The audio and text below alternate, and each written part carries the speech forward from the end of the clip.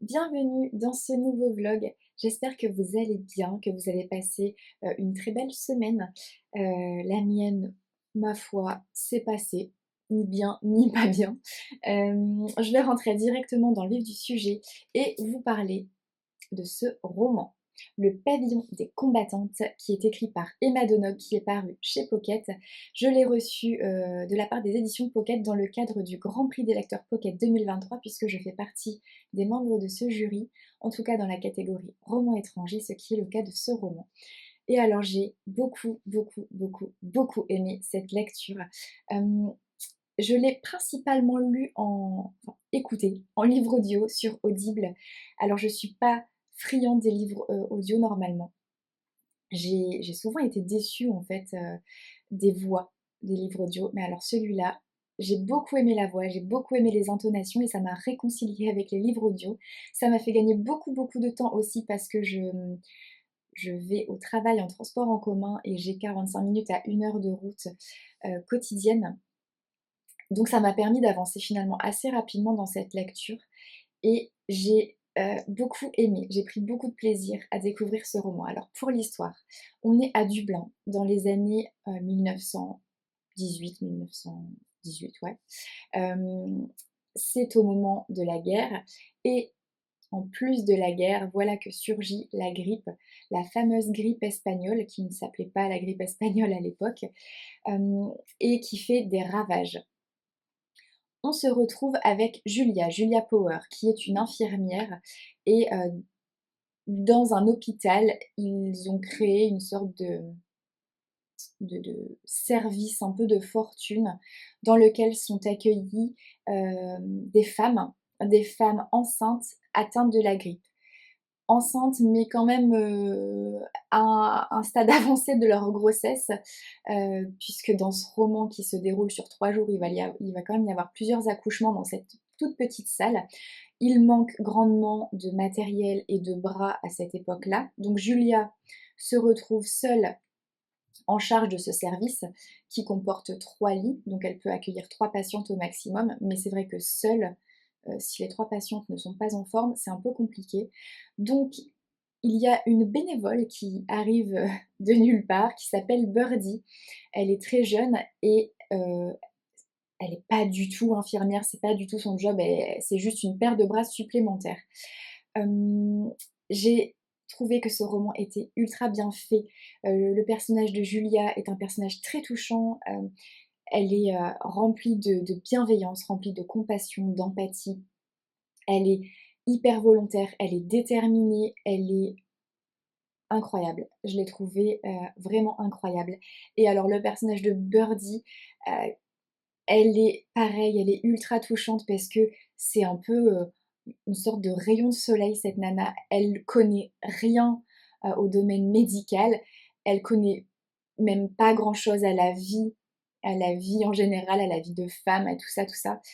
Et malgré tout, elle est ultra volontaire également. Elle apprend et retient super vite et elle est indispensable à Julia pendant cette période.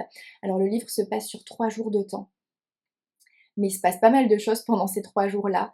C'est assez chargé. On rencontre aussi le docteur Lynn, qui est une doctoresse assez incroyable et qui va pas être ultra présente physiquement dans ce bouquin, quoique.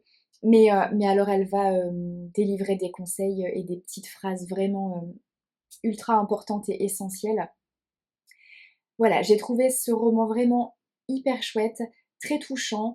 La mort est partout, mais la vie aussi.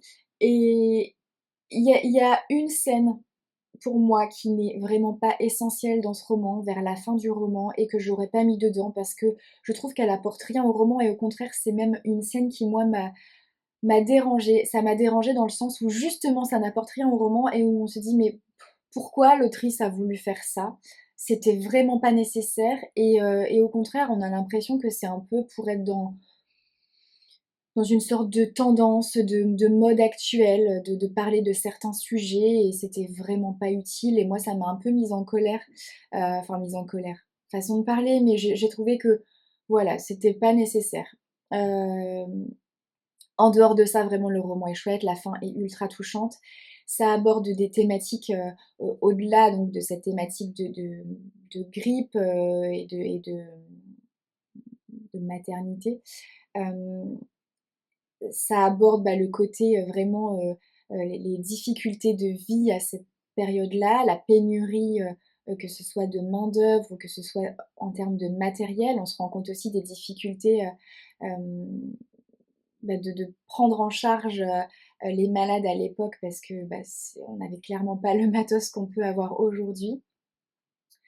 Ça aborde aussi les traumatisés de guerre et ça, j'ai trouvé ça assez sympa. Ça aborde aussi, tout ce qui est, heu, enfance difficile, dans des foyers, conditions de vie, assez compliquées pour des orphelins notamment, avec, parfois des violences, et des sévices, pas très cool. Voilà, non, il y a vraiment des choses vraiment sympathiques, qui sont abordées dans ce roman et je peux que vous le recommander. Voilà, Le pavillon des combattantes de Emma Donoghue. Sur ce, je vais vous laisser. Je suis très en retard pour le travail, donc je vous abandonne là et je vous retrouve un petit peu plus tard dans la semaine. Coucou! Je remonte de la boîte aux lettres, donc je viens juste ouvrir quelques petites bricoles avec vous. C'est parti!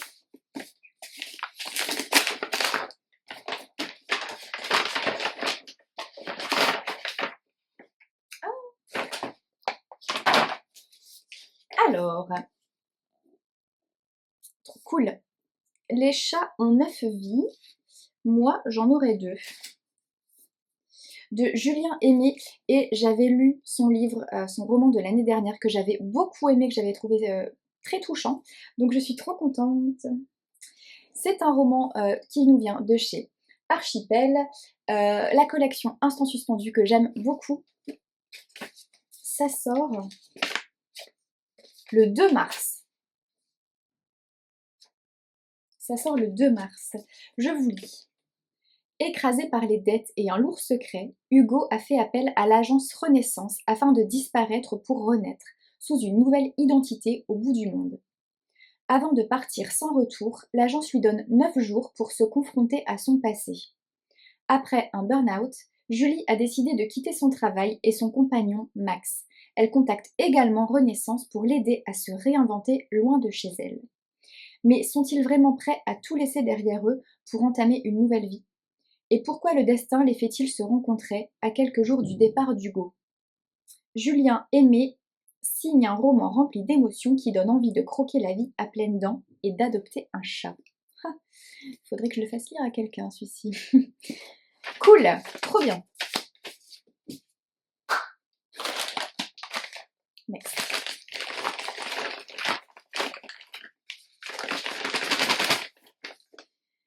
Ah. The Papas. Les héritières de Lohanov de Corinna Baumann, il s'agit du tome 3, La promesse de Solveig. J'ai eu l'occasion de découvrir le tome 1 lors de mon aventure Charleston l'année dernière, j'avais adoré. J'ai eu le tome 2 mais je ne l'ai pas encore lu, mais je ne pouvais pas ne pas demander le tome 3 parce que voilà, j'ai tellement aimé le tome 1, le tome 2 va suivre bientôt, je ne pouvais pas ne pas avoir envie de lire le troisième et dernier tome de cette trilogie. Je le lirai bientôt. Je ne vous lis pas le résumé derrière parce que c'est un tome 3 et que je ne voudrais pas vous spoiler des choses. C'est parti pour la suite.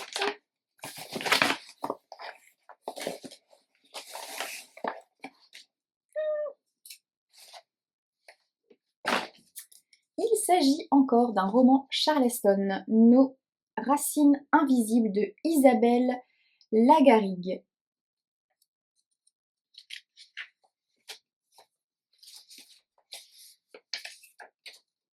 Oh, il est dédicacé.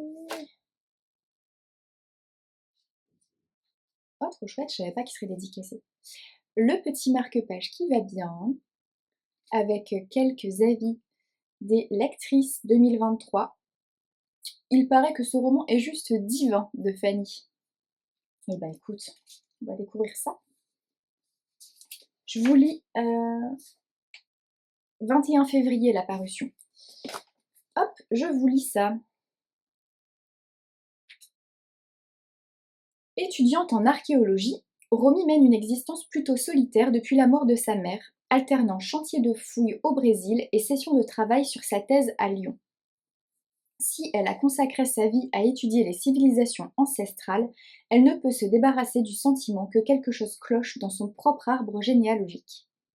Elle n'a pas grand-chose en commun avec ce père dont le seul but dans la vie semble être de figurer dans le livre Guinness des records par tous les moyens, même les plus ridicules, ni avec cette grand-mère avec laquelle elle n'a jamais réussi à avoir de véritables conversations.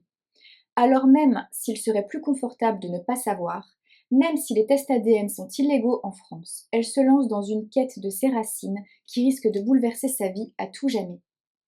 D'une écriture sensible, Isabelle Lagarrigue nous offre un drame familial rempli d'émotions qui aborde avec subtilité la question des liens de la filiation.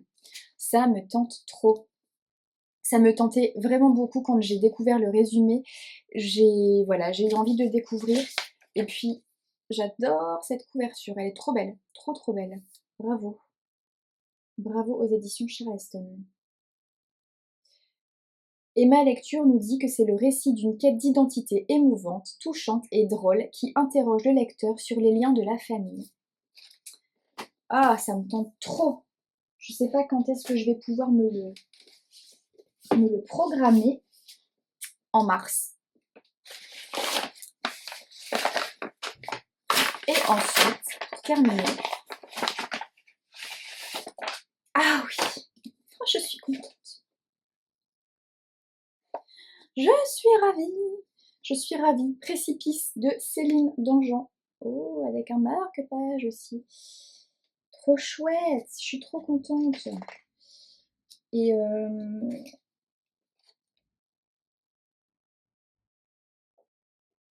bonne lecture, Pascal. Ah, c'est trop chouette. Je suis trop contente, vraiment. Céline Dangean, je l'ai rencontrée il y a quelques mois. Je ne l'ai pas encore lu. J'ai acheté un de ses romans il y a quelques mois lors d'un salon. Je n'ai pas encore trouvé le temps de le découvrir. Celui que j'ai acheté, c'était son tout premier. Mais là, je suis trop contente et je vais lire celui-là du coup en priorité et je vais me le lire avant le Quai du Polar pour pouvoir aller lui en parler, lui en toucher un mot et lui faire dédicacer. Je vous lis de quoi parle le précipice. Donner l'alerte, hurler de toutes ses forces, on allait l'entendre, mais le cri mourut dans sa bouche, un chaos d'idées se fracassa dans son esprit, une déferlante d'effroi. Quel est le prix à payer pour dissimuler l'inavouable? Lorsque la vérité met 20 ans à remonter à la surface, le désir de vengeance n'en est plus que dévastateur. N'en est que plus dévastateur. Guidée par son instinct, Louise Caumont de la brigade de recherche de Tarbes se lance dans une course contre la mort. Qui sera la prochaine cible et pourquoi? Bon, j'ai trop envie. Et celui-là, je me le suis programmé, c'est ma première lecture de mars. Je me le suis déjà mis dans mon planning. Trop cool! Ah, trop cool, je suis vraiment trop contente. C'est rigolo, c'est la première fois que j'ai un petit carton avec écrit bonne lecture. Ouais, trop cool. Trop cool, de très très belles lectures en perspective et je suis ravie. Demain, je reviens pour vous parler d'un roman graphique que j'ai lu.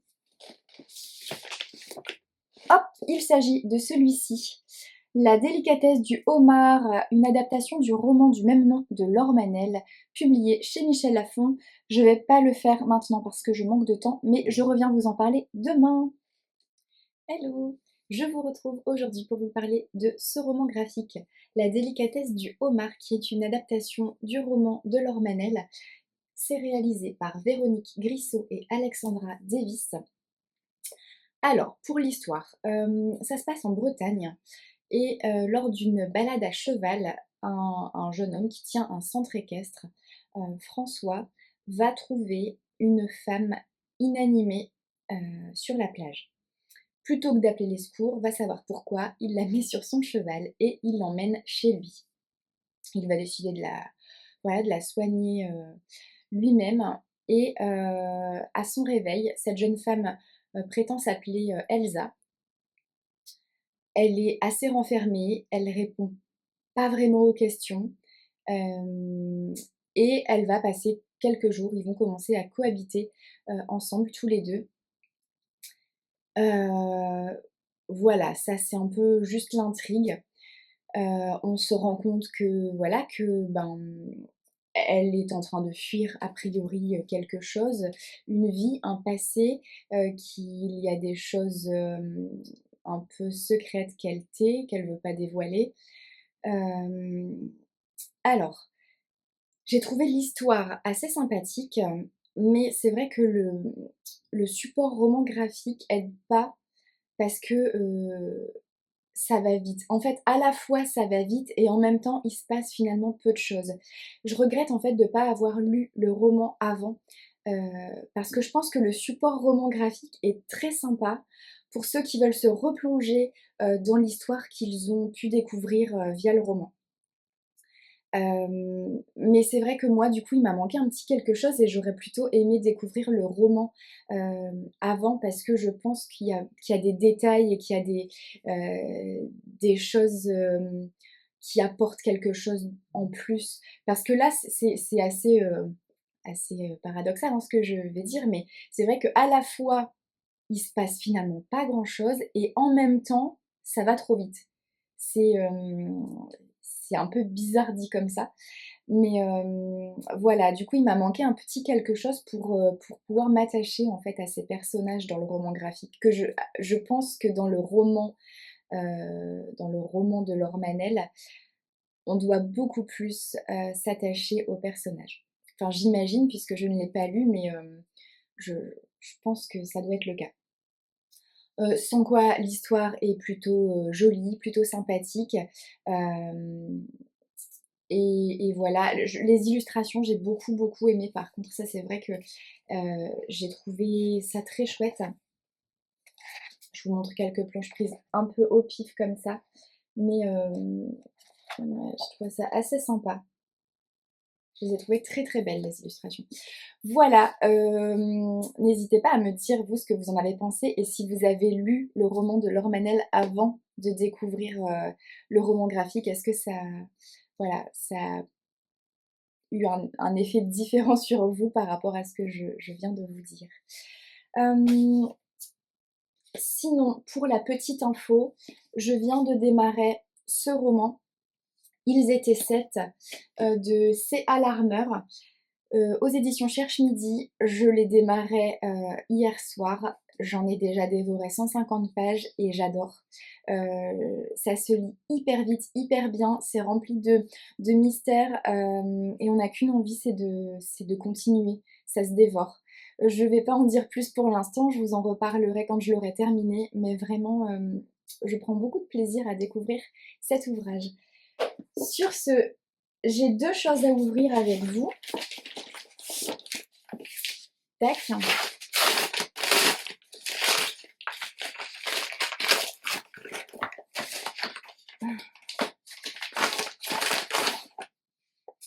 Oui. Ah, je suis bien contente de l'avoir enfin entre les mains, parce que c'est vrai que c'est sympa de lire les ENC, mais avoir l'objet livre entre les mains, surtout, bah là c'est pas un roman quoi, donc quand il s'agit de choses, comme ça, c'est quand même vraiment chouette de pouvoir, avoir l'objet livre entre les mains. Ah, trop cool. Alors, Mes Saint-Pierre et Cristaux de Carol Smile. Carol Smile, je l'ai déjà lu dans un précédent ouvrage qui était aussi consacré aux pierres, c'est Lithopositive, je l'avais beaucoup aimé. Et celui-ci, je l'ai beaucoup aimé aussi. C'est donc un ouvrage en fait dans lequel elle parle des pierres et cristaux et elle les classe par couleur.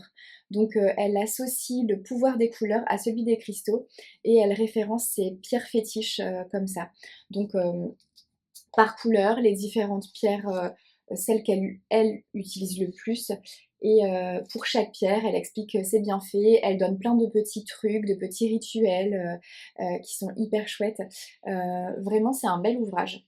J'ai découvert des pierres que je connaissais pas et il y en a notamment 2-3 que j'aimerais bien pouvoir dégoter.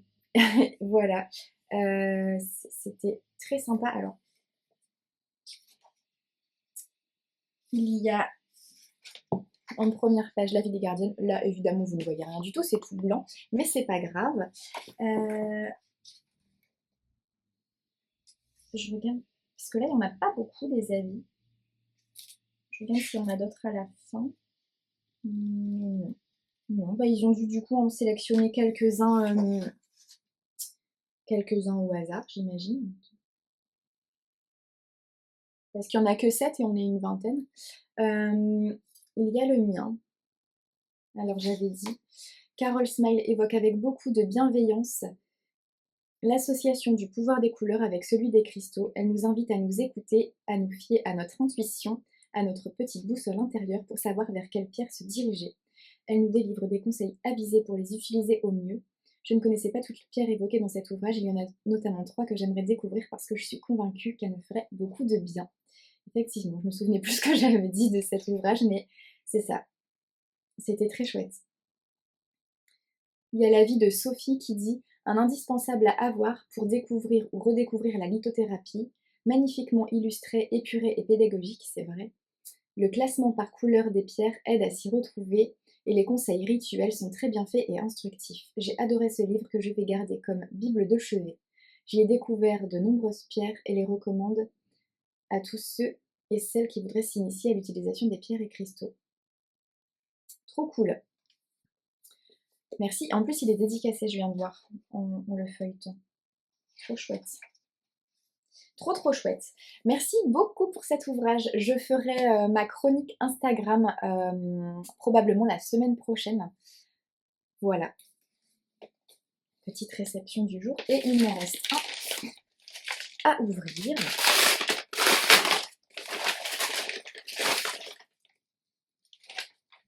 Alors ça m'embouche un coin parce que je l'ai déjà reçu la semaine dernière. Mais c'est pas grave, hein, je pense que je vais en profiter pour lancer un concours pour le faire gagner du coup. Je vais voir avec les éditions Le Duc, mais je pense que ça peut être pas mal de faire ça. Voilà. Super. Et ben sur ce, je vais clôturer ce vlog ici et je vous retrouve la semaine prochaine. Je commencerai le prochain vlog en vous parlant de cet ouvrage. Soyez prudents, prenez soin de vous et puis à la semaine prochaine.